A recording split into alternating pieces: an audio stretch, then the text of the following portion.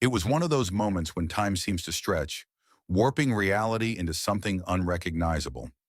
I should have been ready for it, prepared, but when the email pinged in my inbox, the subject line caught me off guard. Congratulations on your promotion. New leadership under CEO Emma Reeve. Emma Reeve, my ex-wife, and now the person I would report to every day. My fingers hovered over the keyboard, but the words blurred. The message should have been a congratulatory one, a professional notice, a mere update. But to me, it was a reminder of everything that had fallen apart. A reminder of her, the woman who once promised a life together, only to abandon me in the wreckage of our marriage without even looking back. The woman who took pieces of me I never got back. It wasn't supposed to be like this. She wasn't supposed to be here, in this position. She wasn't supposed to have this power over me, over my career, over my life. I thought I had moved past it, thought I had built myself into someone new, someone capable of standing on his own. But the moment I saw her name attached to my future again, I realized how much I had been lying to myself. I had been looking forward to the upcoming company mixer, not because I cared about the event itself. Honestly, the forced small talk, the shallow gestures of socializing made my skin crawl, but because I thought it might offer me a chance to step into a new role, to redefine myself, to shed the remnants of my past. But now, I dreaded it. Dreaded facing her, the woman who had once been the center of my world. It felt like a cruel joke that fate had played, putting us on the same path again, when everything in me screamed to stay as far away from her as possible. The truth was, I wasn't ready for this.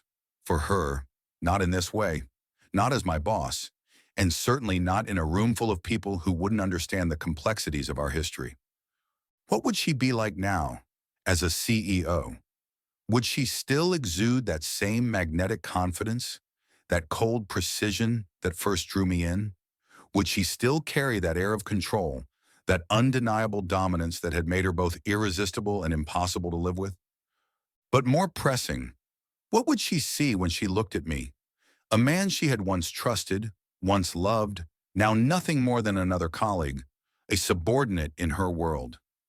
Would she even remember the man I had been before she left, before she betrayed me with her decision to walk away? Or would she look at me and see a stranger, a mere echo of the man she once knew?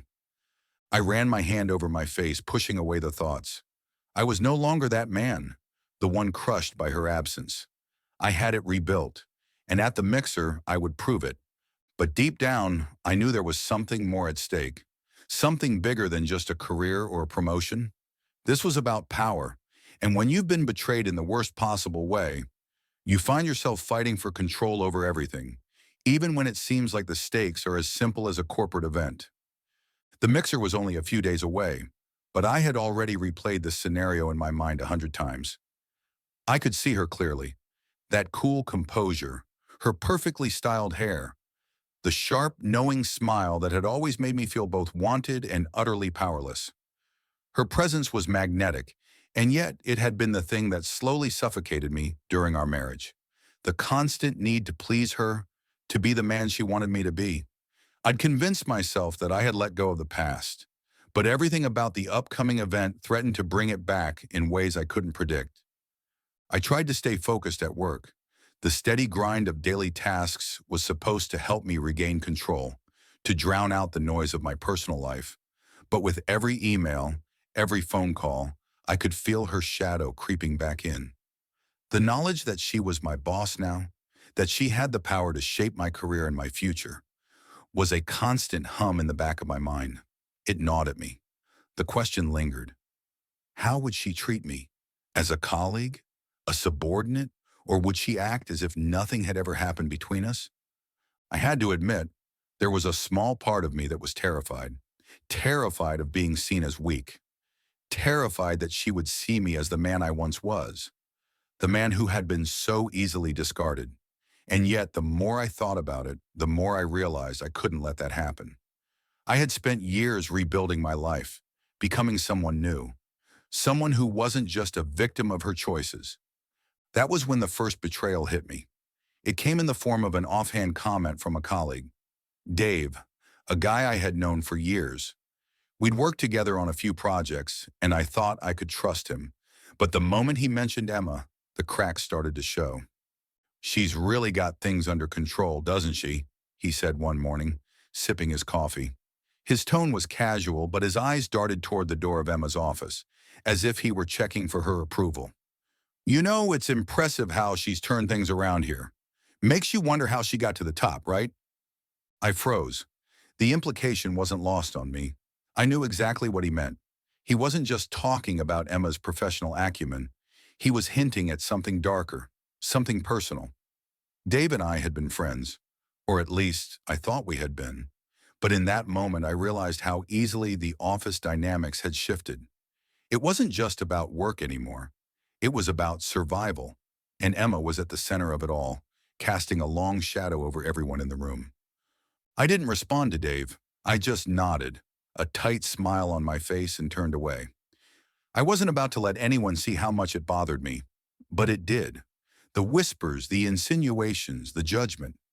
It was like everyone had forgotten who I really was. The man before the divorce, before the betrayal. Everyone seemed to be blindly following Emma's lead, as if she held the power to define all of us. The days leading up to the mixer were a blur of anxiety and self-doubt. I spent hours in front of the mirror, trying to find the balance between looking professional and looking confident. Every time I thought about the upcoming event, a sickening pit formed in my stomach. I knew Emma would be there. I knew she would be watching me, evaluating me. But what I didn't know was how much she had already decided about me.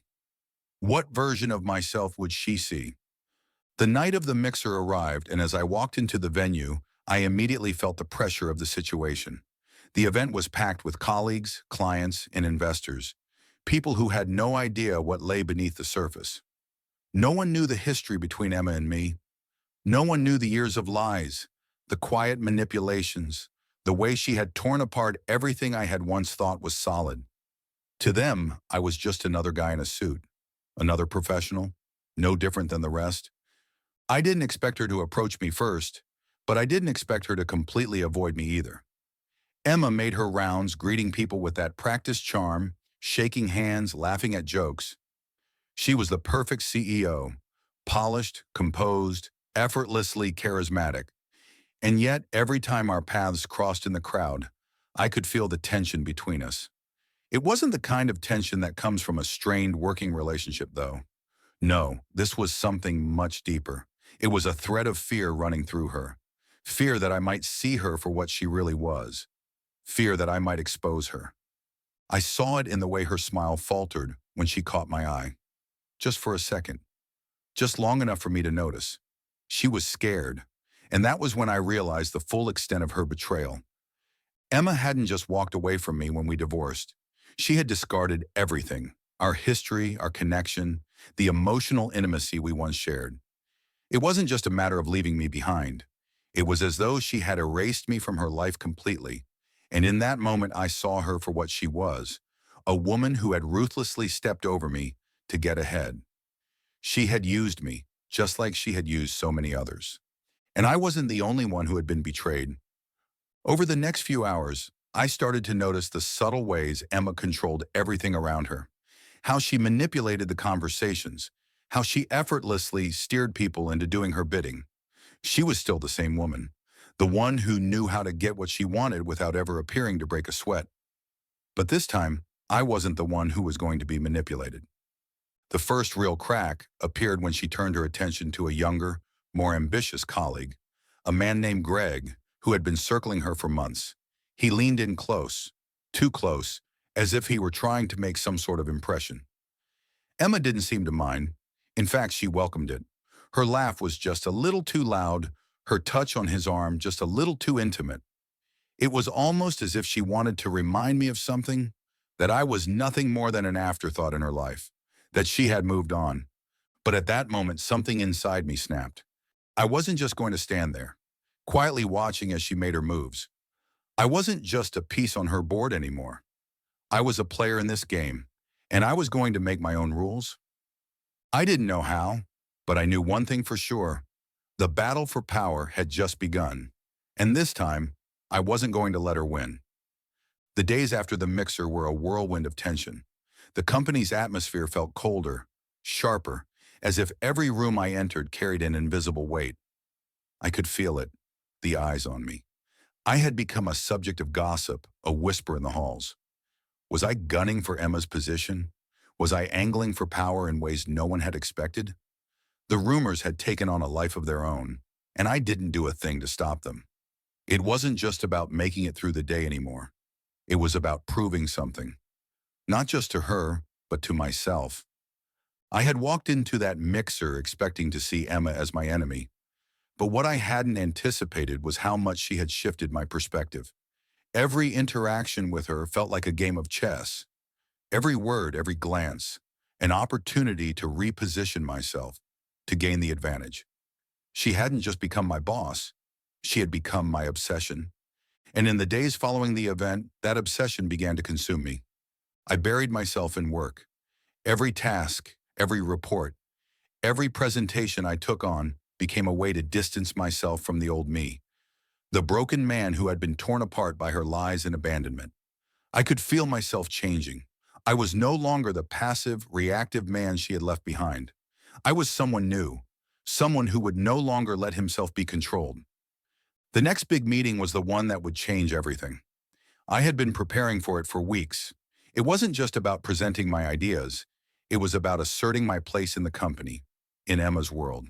The project I had been working on was ambitious, a risk that could either make or break me. But more importantly, it was my chance to show her that I was no longer the man she thought she could crush. The day of the meeting, I walked in with a calmness I hadn't felt in years. There was a different kind of energy flowing through me, a quiet confidence that I had never possessed before.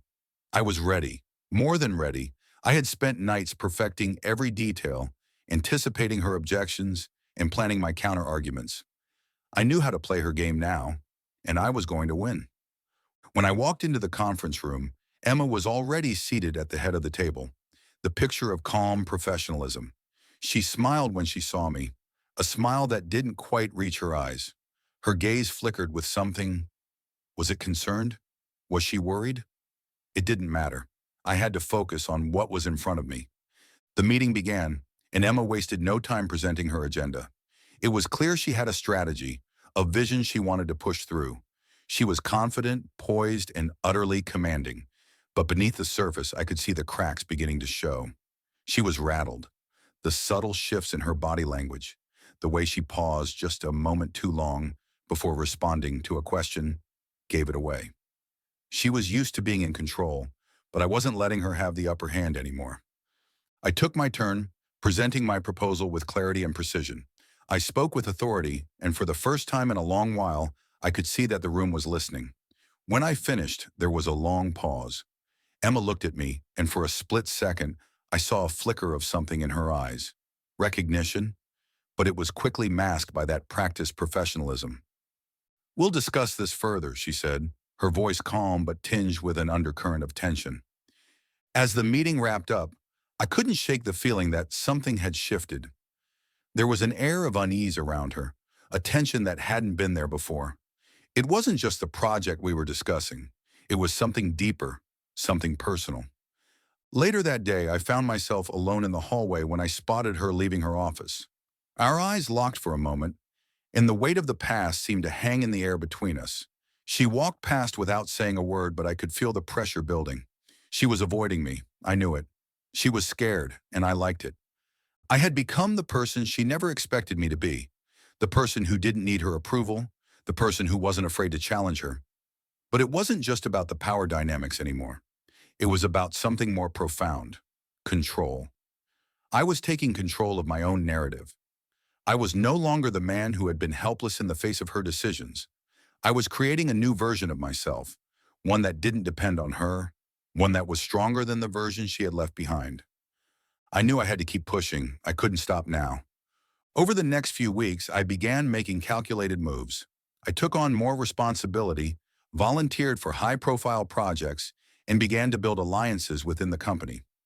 I had learned from her, the way she built her network, her web of influence, and I was using it to my advantage. Slowly, I was climbing the ranks, positioning myself as a key player in the company's future. The more I succeeded, the more I felt a growing sense of satisfaction. Every small victory, every compliment, every piece of recognition felt like a small form of revenge. But it wasn't enough. Not yet. Emma was still there, still looming over me. She had yet to fully acknowledge my rise. She still treated me with the same distance, the same cold professionalism, but that was the thing. She hadn't seen me coming. She hadn't expected me to rise from the ashes the way I had. And that's where I had the upper hand. I knew her better than anyone. I knew how to read her. I knew that she would never tolerate being overshadowed, never allow someone to outshine her in her own domain. But what she didn't know was that I wasn't just playing for second place. I wasn't just looking to be another cog in the machine. I was positioning myself to take everything she had built, everything she had stolen from me. It was then that I began to notice the subtle shifts in her behavior. She was beginning to question my every move. She was asking for more reports, more justification, more of my time. It was clear that she saw me as a threat. And in that moment, I realized something. This wasn't just about the company. This wasn't just about work. It was about us, about the unresolved tension between us. She was terrified, terrified that I might take the one thing she had always controlled, her power. I could feel it building inside me, this quiet fury, the rage that had been simmering for years, the anger at everything she had done to me was starting to surface.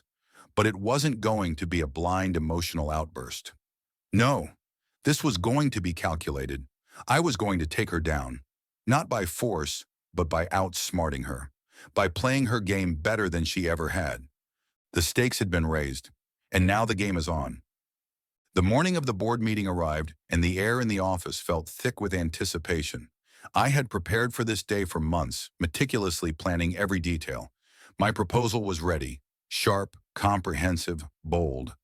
But it wasn't just about the project itself. It was about Emma. It was about proving that I was no longer the man she had discarded, no longer the man who had let her control the narrative of his life. I stood in front of the mirror, adjusting my tie, and for the first time in weeks, I felt a sense of calm. No more anxiety, no more second-guessing myself. I knew exactly who I was now. I wasn't just some guy trying to climb the corporate ladder. I was someone who had played her game and was ready to win. The boardroom was crowded, filled with executives, clients, and key decision-makers. Emma was already seated at the head of the table, her posture as impeccable as ever. She exuded that cool, collected demeanor that I had come to associate with her. Untouchable, powerful, in control. But beneath that facade, I could see it, a flicker of uncertainty, something that wasn't there before. The same uncertainty I had noticed in her during the mixer, the same uncertainty that now fueled me. I took my seat at the table, opposite her, and let the silence settle around us. For a brief moment, I allowed myself to look at her, really look at her. She was still the woman I had once loved, but now she was just another player in this game, a rival, a target. The meeting began, and I felt the familiar rush of adrenaline. This wasn't just a chance to present my ideas. It was a chance to execute my plan, to show her and everyone else that I wasn't the man I used to be. I had grown stronger, more strategic, more patient. Everything she had once done to me, I had turned it into an advantage. When it was my turn, I stood and began presenting my proposal. Every word, every statistic, every piece of data was calculated to impress, to sway, to leave no room for doubt. But as I spoke, I could feel Emma's eyes on me. She was watching intently, her expression neutral. But I knew better. She was nervous. She was trying to stay in control, but I could see the subtle signs of panic beneath her cool exterior. This wasn't just about the proposal anymore. It was about the psychological battle between us. As I reached the final part of my presentation, I paused and made eye contact with Emma. There was no turning back now. "I think this proposal speaks for itself," I said, my voice steady but filled with quiet authority. "But what I haven't mentioned yet is something else, something that's just as important as the numbers. It's about the future of this company and the future of leadership." I let the words hang in the air for a moment, allowing the tension to build. Everyone in the room was looking at me, waiting for the next move. But I wasn't looking at them. I was looking at Emma. Her gaze had hardened, her lips pressed into a thin line. She knew what I was doing, and I could see the fear in her eyes. She was afraid of losing control, afraid that this was more than just a proposal. It was a challenge to everything she had worked for. But I wasn't finished.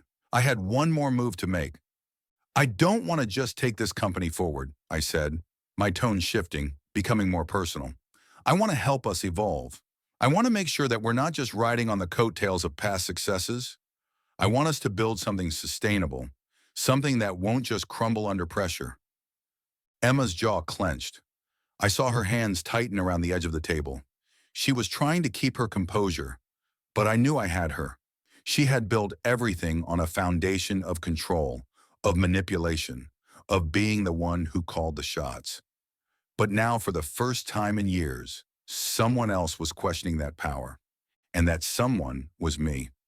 I'm not just offering a proposal today, I continued. I'm offering a new vision, one that doesn't rely on the same tired strategies we've been using. A vision where leadership isn't just about hierarchy, it's about collaboration. It's about moving forward together without the constant need for control. I let the words settle, watching her closely. Emma's eyes were burning with a mixture of anger and something else. Something deeper. The more I spoke, the more I saw the walls around her crumble. She wasn't the woman who had held all the power in our marriage, in our lives. She wasn't the untouchable CEO anymore. She was human, vulnerable, and that vulnerability was all I needed. For a moment, the room was silent. I could hear the faint sound of a pen tapping on the table, the shuffle of papers, the collective holding of breath. Emma's gaze flicked to the other board members, her hand moving to adjust the papers in front of her. But it was too late. I had already made my point. I believe this proposal is the right way forward, I said, my voice steady, my eyes locked on Emma's. And I believe that it's time for a change in leadership. It's time for a new vision, one that isn't based on control and fear. The room erupted into murmurs. I could hear the shock in their voices, the surprise. This wasn't what anyone had expected. No one had expected me to go this far, to challenge Emma so directly. But I wasn't afraid anymore. Emma's expression twisted with a mix of disbelief and fury. I had done it. I had broken through her armor, exposed her weakness, and in doing so, I had taken control of the room. I wasn't just challenging her leadership. I was challenging everything she had built on the backs of those she had manipulated, controlled, and discarded. And I was winning. The meeting continued, but I was no longer listening. I had made my move. The rest was just a formality. When it was over, the decision was clear. My proposal would move forward, and Emma's hold on the company had been irrevocably weakened. She didn't leave the room with the same confidence she had entered with. She left, defeated, her mask slipping for the first time in front of those who had once looked to her for guidance. And as I watched her walk out, I felt a strange sense of calm. I had won, not just professionally, but emotionally. I had taken everything she had stolen from me, turned it into my strength, and walked away with the power I had long ago lost. The game had shifted, and I was the one holding the pieces now. The days after the board meeting felt like a fever dream. I watched as Emma's world slowly crumbled. Her reign, so carefully constructed over the years, was now shattered, broken not by a single grand gesture or dramatic confrontation, but by the quiet power of strategic maneuvering, emotional intelligence, and a willingness to change the narrative. She had been defeated, but I wasn't sure if I felt victorious. At first, I tried to convince myself that I had won, that everything I had done, everything I had sacrificed to get here, had led to this moment. The power was mine. The company was mine to shape. But in the quiet moments, when the adrenaline from the battle began to fade, I realized something. The victory didn't feel as sweet as I'd imagined. I was no longer the man who had been broken by her. I was no longer that version of myself, the one who had been left in the dust, discarded like an old pair of shoes. I had rebuilt myself piece by piece. But the truth was, this wasn't just about Emma. It never had been. It was about me. It was about showing myself that I was capable of creating my own path, of taking control over the parts of my life that had once been dictated by someone else. But even in the midst of this newfound empowerment, a quiet emptiness lingered. The sense of justice, of redemption was there. I could feel it. But there was something else, something I couldn't put into words, a void that seemed to stretch farther the more I looked into the future. The morning after the meeting, I was sitting at my desk when my phone rang. It was an unknown number, but something told me I needed to pick up. It was Emma. "Can we talk?" Her voice was calm, but I could hear the underlying strain. I paused for a moment, surprised by the request. After everything that had happened, I hadn't expected this. But I agreed, and she suggested meeting at a nearby cafe.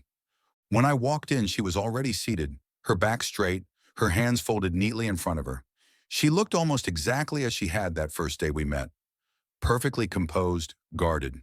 But there was a difference now.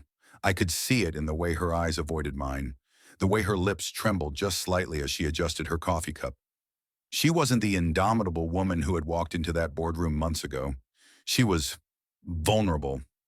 I took a seat across from her, but neither of us spoke immediately. The silence stretched on, heavy with everything we hadn't said over the years. Then finally she broke it. "I want to apologize," she said, her voice tight, "for everything, for how I treated you, for how I pushed you out of my life." It was the last thing I had expected to hear. I had spent so long imagining this moment, the confrontation where I could finally tell her everything I had been holding in, the bitterness, the anger, the betrayal. But now that it was here, it didn't feel as satisfying as I'd imagined. There was no catharsis, no closure, just a deep, empty silence between us. "Why now?" I asked, my voice softer than I intended. She sighed, her shoulders slumping. "I didn't think I had to apologize. I thought I was right, that I was justified in leaving. But after everything, I see now that I wasn't. I didn't realize what I had done to you until I saw how much you've changed, how much you've grown. It's hard to admit, but I was scared. I was scared of losing myself, and in the process, I lost you." Her words, though sincere, hit me in a way I hadn't expected. I had been waiting for this, waiting to hear her admit what she had done, waiting for her to acknowledge the pain she had caused me. But now that it was here, I felt something shift inside me. The rage that had driven me all this time, the desire for revenge, seemed to dissipate, replaced by something softer, something more complicated. "I've changed, yes," I said, my voice firm, "but not because of you. I changed because I had to, because I couldn't stay the person I was anymore. I couldn't stay in the shadow of the man you thought I was." She nodded slowly, her eyes searching mine. "I never saw you clearly, did I? I thought I could control everything, that I could keep you in a box, keep you where I needed you, but I was wrong." I couldn't bring myself to respond immediately. I wasn't sure what I was supposed to say.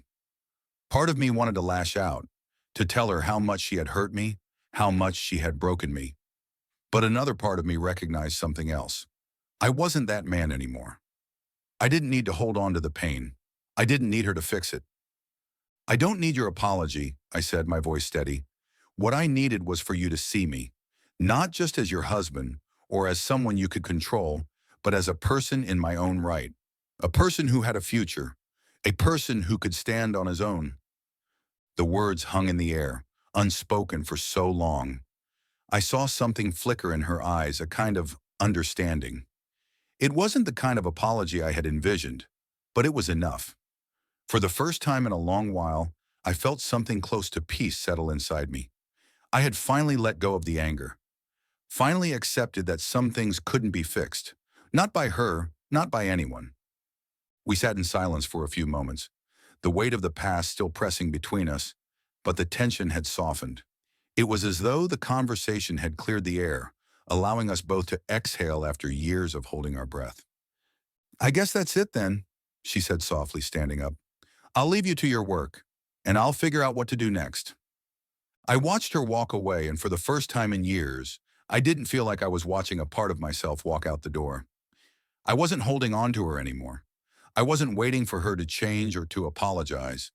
I was free, and for the first time I realized that the victory had never been about her.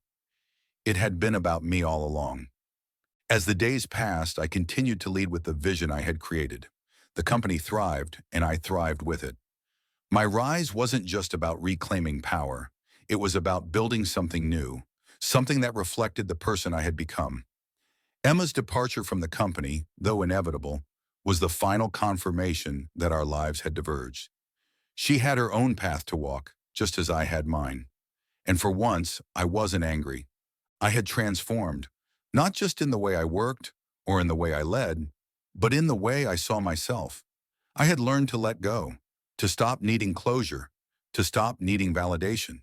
I was no longer her victim, and I was no longer the man who had been desperate for her to see him. I was someone new, someone empowered by the decisions I had made, someone who could finally stand on his own. In the end, my redemption wasn't in revenge, it was in acceptance. And in that acceptance, I had found my peace. For support, do like, comment, and don't forget to subscribe. Thank you.